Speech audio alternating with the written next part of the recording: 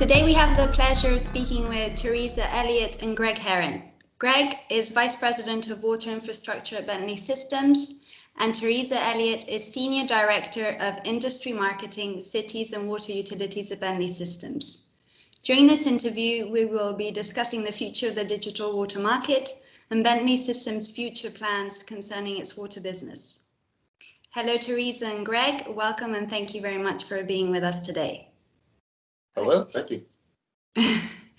Bentley Systems has recently announced it has expanded its alliance with Microsoft to accelerate its infrastructure digital twin innovations. How can this alliance benefit water utilities around the world? So obviously, almost everyone in the world uses some form of Microsoft products already, whether that's desktop applications like Excel and Word and PowerPoint and so on, or if it's using some of the enterprise systems like Teams, SharePoint, but also increasingly things like Power BI, where a lot of utilities are starting to use Power BI to bring together dashboard information about all different aspects of running their utilities. So what the alliance allows us to do, that partnership really allows us to start bringing our technical teams together and our business teams together in a way that we can combine those technologies more effectively. So we can help solve utilities' problems better by starting to integrate our things more with Power BI, with Teams, with other tools that they use. And obviously Microsoft is a world leader when it comes to cloud technology. So the advances that Microsoft makes with their technology automatically accelerates the things that our users can do with our technology. The COVID-19 pandemic has made the smart water market unclear regarding financial investment, while also accelerating the tendencies of companies to digitalize. What are your predictions for the future, and especially in relation to digital twins? Yeah, so we've definitely seen a lot of utilities facing more uncertainty, I'll say. So some utilities have already cut back on their spending, in particular capital improvement spending. They seem to be pulling back on. And with regards to that, especially the areas where they would have to have field crews working together in tight spaces or in and around people where it might start to become more of a health risk, things like installing smart meters and things like that. Bluefield Research actually has a great summary of this in one of their recent reports that outlines what they see as the trends. And we tend to see things pretty similarly. I think we're going to see, because of the uncertainty in revenue that the utilities will be getting, I think we are going to see a pullback in the types of physical infrastructure investments that they make. But I think we're going to see an increase in the use of digital tools to help them make better decisions about those physical investments. So using the digital twins allows you to look at a variety of scenarios. What if we enlarge this pipe? What if we add a storage tank? What if we make our repairs in this part of the city? What if we replace these pumps? Those types of what if questions somebody can evaluate digitally without spending any money, without any risk, without putting public health at risk or anything like that, and then use that information to help understand the impact of those decisions and help prioritize what decisions they're going to make. So I think we're actually going to see, even though there may be a drop in spending overall with the utilities, I think we'll see an uptick in things like hydraulic modeling, the application of digital twins, better use of dashboarding technology. And I also think that as a utility that's still needing to digitally advance toward digital twins, they'll look to other utilities who have already advanced in that direction, like Aguas de Porto, and see what they've done and how they did it. I remember when, probably in the March, April timeframe, when we were all on lockdown, I reached out to Pedro Vieira from Aguas de Porto. And I asked him, I said, what advantage did you have, or did you feel like you had going into the lockdown that you would not have had had you not had your digital twin in place? And he said one of the first things was that we were able to continue to send our crews out because they had that information with them. They didn't have to come into the office to get that information and gather to understand where they needed to go do work that day. They had it on their mobile devices, and they were able to just stay socially distanced and go to those locations and do the work that they needed to do where they could. Obviously, there were places that they couldn't go either. And he said the second thing that was a really true advantage to them was they had made information available to their customers also. So the fact that they had been so transparent and provided network information to the customer base on their website and through social media, that they were able to continue to communicate with their customers. So they never felt disconnected, even though they were in shutdown. And I think more and more you'll see utilities look for ways that they can be more connected to their staff, more connected to their customers, and that might be the first places that they look to try to advance if they haven't gone as far as an Aguas de Porto. Yeah, that answers a bit my next question. I read your But, mind. I'll ask it anyway, just in case you have more things to say. Organizations may have doubts about adopting new technology because of concerns about the potential benefits. Do you think that the expansion of virtual ways of working related to the health crisis is helping organizations see how digital technology can help them with their business processes? Yeah, I absolutely think we've seen that. The utilities, like Teresa was just mentioning, utilities like Aguas de Porto that already had these systems in place, they were able to better handle this. They're better, even though they didn't know any more than anyone else did that a pandemic was coming, but they were able to better respond to it and able to sustain the work that they were doing. So their resilience was much better because of the tool sets they had, and I think other utilities will recognize that also. The other thing to keep in mind is, at least when Bentley talks about digital twin technology, we're really talking about bringing things together in a way that it becomes a single view of truth, but not a single source of truth. So it's not about replacing the systems that are already there. It's not about the fears and risks that come along with switching from one system to another. It's just taking those existing working systems and bringing them together in a way that you can get more insight and more value and make better decisions from it. So it's really very low risk as far as the technology side goes. And I think utilities will realize that that's an important aspect of this too, is they're not making a decision that has a downside. There's no bad outcome from it. I have to put a plug in right here to our Water Twin Talks that's coming up on November 5th. In that Twin Talk, American Water joins us, and they talk about things that they've been discovering along the way, right? So they are now looking at ways to use the technology that they have in place to do training, to maybe bring some of the knowledge of the older staff, the more experienced staff, into the environment so that their younger staff can get caught up. So they're finding ways to make the best of a situation, right?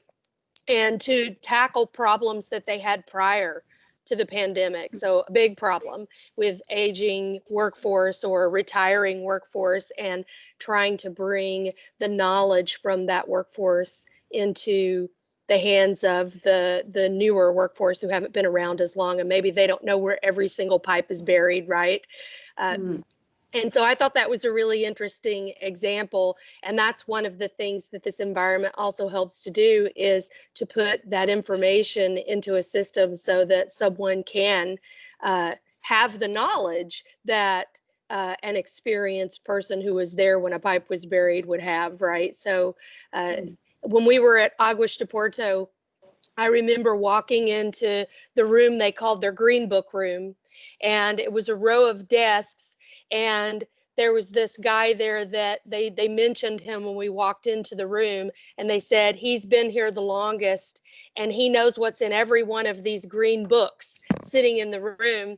And I looked across the room and it was a lot younger staff in the seats throughout the room, and you could tell that, you know, they were probably more comfortable with the technology, but they were, you know, using his knowledge along with the technology to really learn and to improve what they were doing. And I thought that was a great actual visual picture of transfer of knowledge in that room. And another example that I'll provide, that I'm giving away secrets of Pedro, actually he's probably going to say this in our webinar too. He said when they first started to bring the mobile devices out to the crew, uh, he got pushback. Basically, they weren't really sure if they wanted to be using this technology. They were used to their papers and their documents that they carried out into the field, probably very similar to those green books. And he said, fast forward to now, and they would probably wrestle you to the ground if you tried to take that mobile device out of their hands. So I think it's not just about transfer of knowledge, it's also about that transfer of losing the fear of the technology, because they can see what that can help them solve as well, what value it provides. The benefits are more visible now. Yeah, definitely. And during the media briefing, Bentley Systems announced it will be making important investments in digital twins for water networks in the near future. Could you tell us a bit more about this announcement? Sure. So we actually have already been doing that. So that's really a continuation of work that's already been going on. So the Aguas de Porto story that Teresa's referencing, they've been using digital twin technology that includes obviously Bentley technology, but again, bringing together their GIS data and SCADA data and so on. We've been already working to turn that into something that's more productized, so more scalable for the rest of the world. And so our OpenFlow's Watersite product is available now. That actually does this sort of thing, right? It pulls together this information from these different sources, including hydraulic modeling, including SCADA, including GIS data, other data sources, and brings it together in a way that an entire utility, whether you're an operator or a maintenance person or a customer service representative or an executive at the utility, can all see more about what's going on and understand it and make better decisions from it.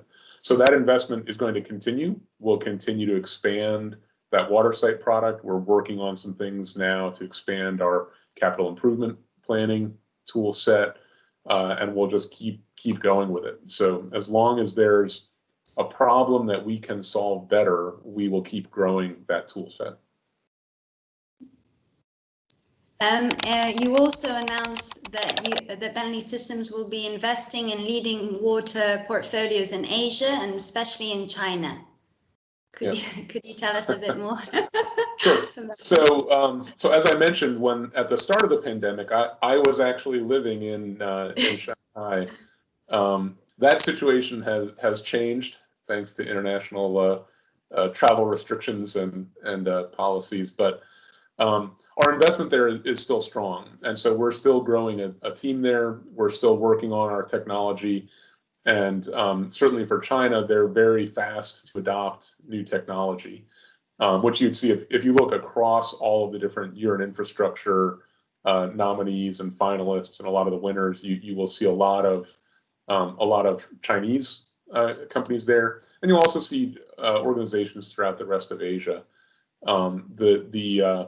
The growth in general in cities in Asia, the rapid urbanization is certainly as obvious there as anywhere, and even more concentrated in some ways. And I actually think that's a great opportunity, because if you're building new infrastructure, that is the perfect time to capture all the information you had about what you're building, what the design intent was, and then how you can leverage that as you move that into construction and then operations and maintenance. For parts of the world that have had water networks and sewer networks and so on for 100 years or more, that's a little bit harder because whatever you own is already buried. So I think Asia's got a few different reasons why we're seeing so much there, and so Bentley is certainly, you know, investing to make that work more effectively at every aspect of the life cycle.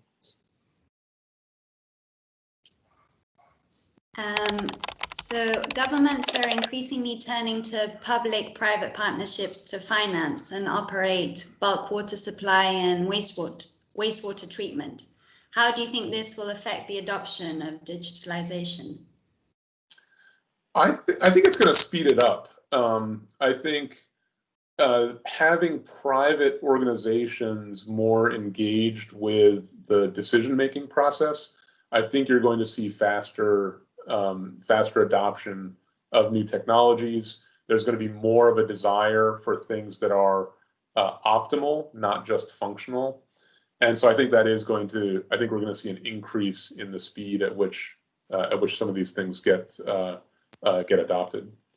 I think just adding to that, if you think about it, a water utility, a government organization is going to be much more risk averse. A private organization might be a little less risk averse and willing to test and try things and be innovative, where the utility might be a little bit more conservative about that. So I think that bringing those partnerships together could help them to try things that help them solve problems, and maybe have a little more confidence in doing that because they have that joint partnership where they can prototype those things.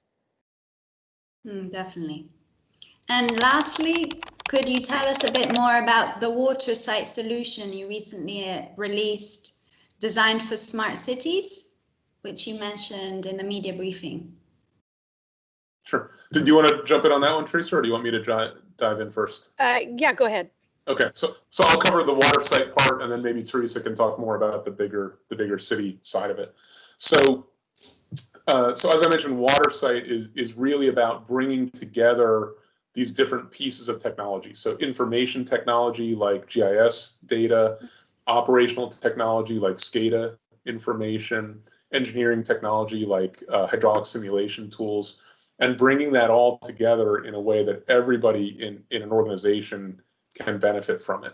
So it provides a way for an operator to evaluate things like how the system is performing, what changes are likely to occur if I make a change, you know, the outcome of me making an operational change, and also reacting. So if there is a pipe burst, or if there's a fire or something like that, being able to recognize what you need to do to be able to address that situation and the impact it has on everything else. So with a pipe burst, for example, being able to recognize quickly not only where I need to turn valves to isolate that burst, but recognizing which customers are impacted by that directly when I close those pipes, but also which customers are indirectly affected. So a customer whose water might not be turned off, but because you close part of the system, they might now have lower pressure, or they might suddenly be getting their water from a different source than they were 20 minutes ago, and understanding the impact that can have on your overall service. Also can be used for maintenance personnel. So you can see things like a SCADA signal that's malfunctioning.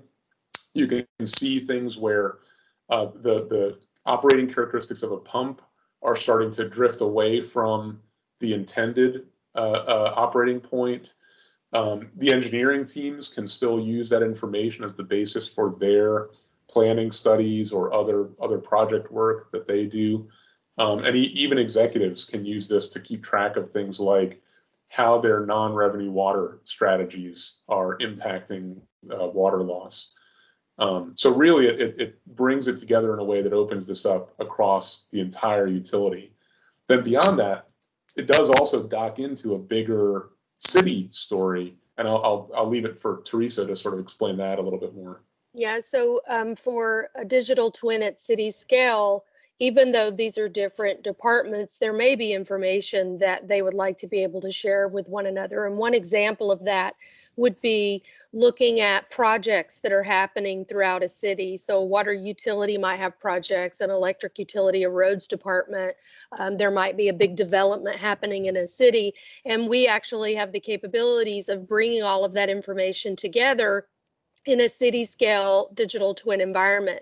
And what we were announcing in terms of making those things iTwin enabled is the openness of our applications make it possible to bring in one, for us to connect to our own other systems, right, and bring in data from things like ProjectWise. So if they wanted to pull up the detailed engineering information about specific projects, they have that ability to bring that information into that same environment and access that. Or if it's something that they're working with another organization that's trying to solve a specific problem, they can share information with that digital twin environment so that that can be then communicated and visualized and communicated with an audience as well. And an example of that might be where they're looking at areas of flooding within a city. Someone did some flooding modeling and analysis and simulated a flood, and they can then bring that information in to an environment that they can then share that with the public or other stakeholders. So there's a lot of different things that city scale digital twin can provide for a city or other departments within the city and allow them to engage and communicate not only with each other, but also with project owners, with the public, et cetera. Okay, well, thank you very much for your time, and best of luck with the rest of the conference.